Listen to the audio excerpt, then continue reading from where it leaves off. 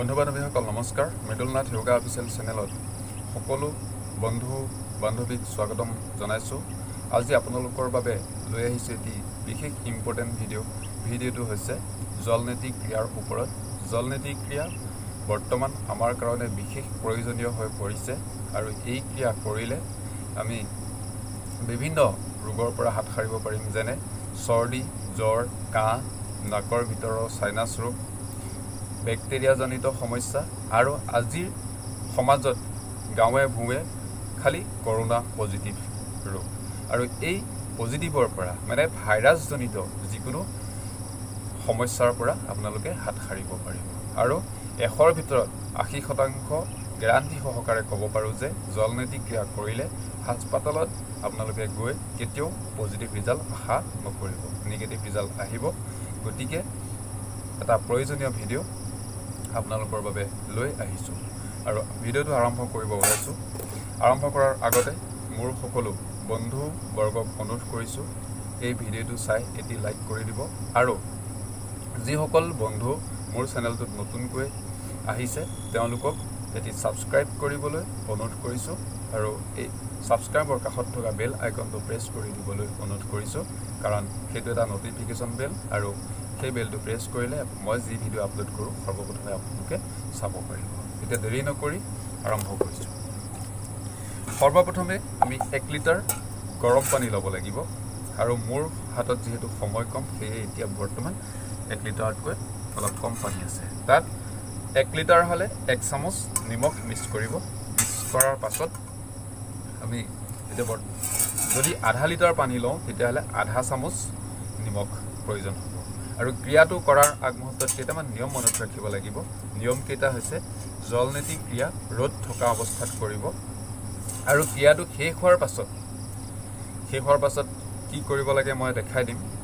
বিশেষকৈ আমাৰ নাকত থকা যিবোৰ পানী আমি বৰ্তমান মুখেৰে পানী পি লৈ নাকেৰে বাহিৰ কৰি দিম আৰু এই ক্ৰিয়াটোক কোৱা হয় জলনেতি ক্ৰিয়া।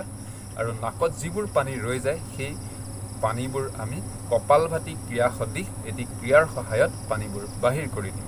যেনেকৈ আমি নাকৰ শেঙুন পেলাওঁ সেই অৱস্থাটো হ'ব। আৰু এতিয়া দেৰি নকৰি দেখাইছোঁ আপোনালোকক।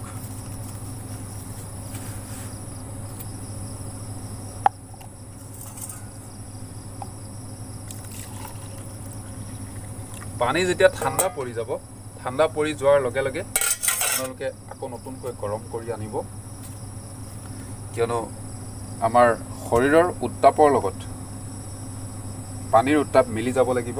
আৰু নিমখৰ পৰিমাণটো মই কৈছোঁৱেই। প্ৰথমে এনেদৰে খাইছোঁ।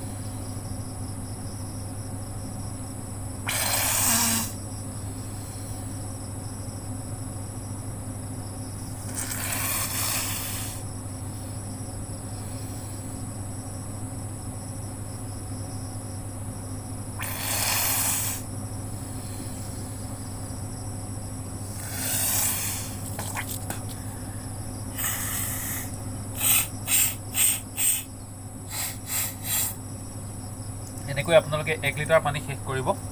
সময়ৰ নাটনি হোৱাৰ হেতুকে মই এতিয়া কম পানীত কৰি দেখাইছোঁ।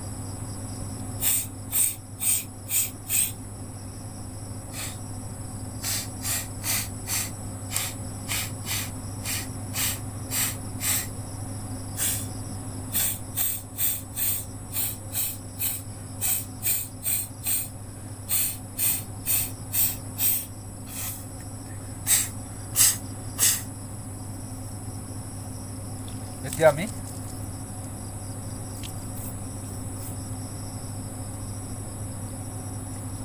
ভালদৰে নিজৰ হাত মুখ ধুই, যদি আমাৰ হাতত সময় বাচি আছে তেন্তে আমি প্ৰাণায়াম কৰিব পাৰোঁ। আৰু মই কৈছিলোঁ যে এই ক্ৰিয়াটো কৰাৰ পাছত 15 মিনিট সময় ৰ'দত বহিব লাগিব আমি।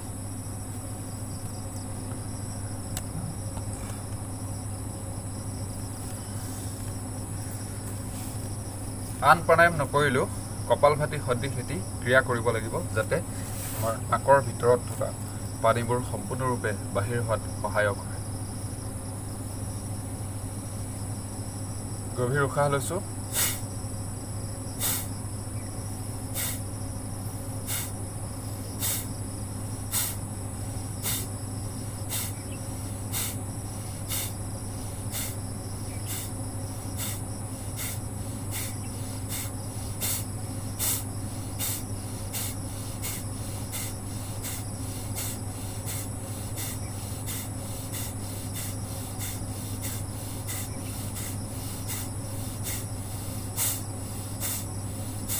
এনেকৈ প্ৰায় 15 মিনিটমান কৰিব। তাৰ পৰা অকণমান ৰ'দত বহি নাক আৰু মুখ ভালদৰে মুচি আপোনালোকে নিজৰ কৰ্তব্য, নিজৰ কৰ্ম কৰিব পাৰে।